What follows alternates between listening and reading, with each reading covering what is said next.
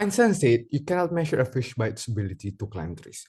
Honorable Chair, we firmly believe that grouping children by age leads to untapped potential and negative stigma towards the process of education. 3 points of framing for my case. Firstly, on the mechanism of this motion. Students, when they enter primary school, must be tested based on certain skills such as basic math and language, and then based on the results, they will be categorized into different grades. So a 6-year-old can be in like sixth grade, while a 10-year-old can be in third grade in this new system, right? The difference in terms of curriculum for each grade is not necessarily the materials that they learn, but the pace and method of learning that caters to their capability. So everyone will eventually learn the same thing, but just at a different pace and total time taken. This means that students will not move grades because of time or materials learned, but based on their faster pace of learning, which is linked to intelligence and competency. There will be a periodical assessment to ensure fit between the student's ability and their current class so that students can move into better class once they improve. The students for each grade will also be categorized into smaller classes, divided based on age range. This is to cater to the emotional and physical development that puberty and age brings, ensuring balance for these factors as well. Character. Now jumping into characterization, right? Students, we believe, are young minds with ability that vary based on previous learning, upbringing, unique talent, living condition, and many more. While teachers, now they will be more specialized to the student's pace of learning and intelligence, not forcing them to speed up delivery or to prioritize student because of ability. Third point, therefore, the burden of proof of this debate is to demonstrate that competency-based grouping will lead to a more inclusive, efficient, and beneficial learning environment for all students. Now let's jump into the arguments. 2 points of arguments from LO. Firstly, why education must be inclusive to everyone, and second, how does this grouping help improve emotional and maturity development? First argument, right? There's 3 points of explanation here. Firstly, on the problems with status quo education and how to tackle the problem of anti-potential and improvement in knowing how to learn. Okay. Let's start. Two biggest problem with education. Firstly, we believe there is anti-potential. Why? Due to standardization of methods, right? This can be on either side of the coin. For example, like slower learners who become demotivated by learning, or on the other hand, faster ones who become agitated because they can't maximize their abilities, right? Second problem, we believe, is the ability to learn, which is the method and techniques of learning.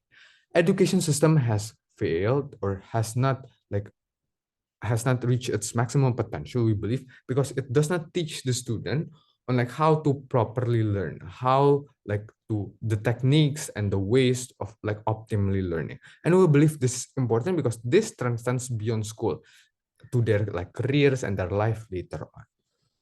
So now let's talk about how to tackle the problem of untapped potential first. We believe that students must be comfortable with their method of learning. So this is like how it is delivered and how fast they are learning it.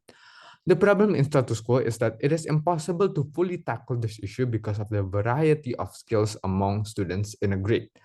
Our side solved this by standardizing the ability to learn and also allowing better methods of standardization, which is based on intelligence and competency. On our side also, curriculum makers and teachers are more suited to adapt to students' capability because now most of the students will be comfortable with this new pace of learning. Educators also not need to worry on like some students being faster or slower than the other. This will remove bias in terms of which students to focus more or they like more because of their ability. This new system will also be better from an important aspect, which is the love of learning. Because since teenagers, especially in today's world, they had studying school due to its difficulty. Under our side, however, they will come to realize that that is not because of the materials, but because of the mismatch between their abilities and their levels. So under our side, they will be more comfortable now, knowing that it is now like more suitable for them and they can enjoy it more, right?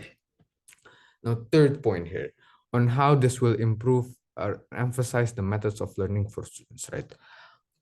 Curriculums in our side now focus not only on learning new things, but also to be able to learn faster and how to learn faster. There will be a mechanism in order to help students accelerate and increase their capabilities to absorb and process information in the curriculum. Students will be used to practicing the way they learn once they graduate out of school. This is becoming more important in status quo because people are now asked to learn new things more often due to the need of generalization and the rise of AI. For example, right, some jobs like newsletter might become obsolete. So people need to be able to learn new skills to transition. So to summarize, this new system will help foster a better learning environment because standardization happens based on their learning skills. Right?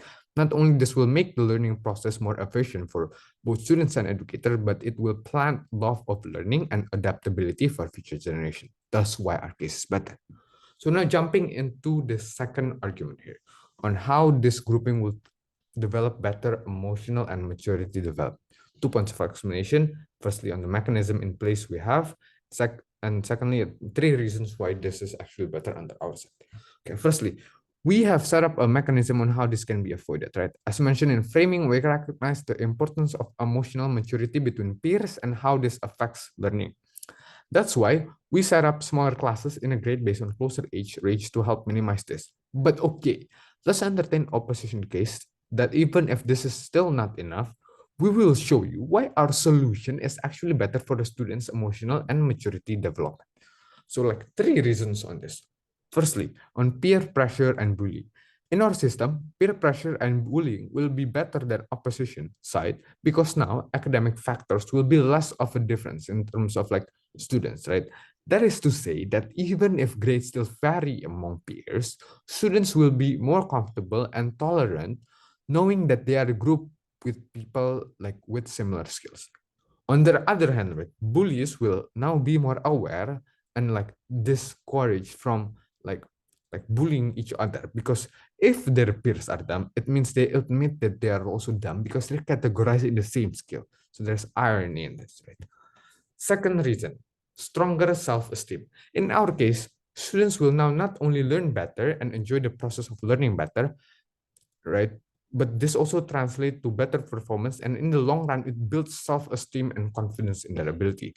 The benefits here are that this will minimize some number of students who quit school or stop learning because of the belief that they are incapable. But also, more importantly, they will actually have a better mindset that they can improve and learn further, eventually allowing them to develop and achieve their true potential in the future. And same cannot be said for opposition because of the rigorousness due to their skill level mismatch, which distresses students and demotivate them in terms of their ability. The third and final reason, which is the coursework that help builds character.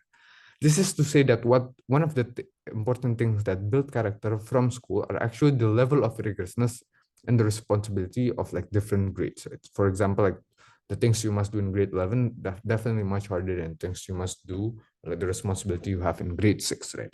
This means that under our side, students will actually have similar maturity because they are facing similar courses, right? They will be shaped in a similar system.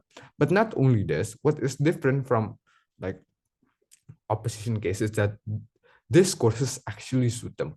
And by this system, right, they will embrace and excel more in their work, help them build their character more.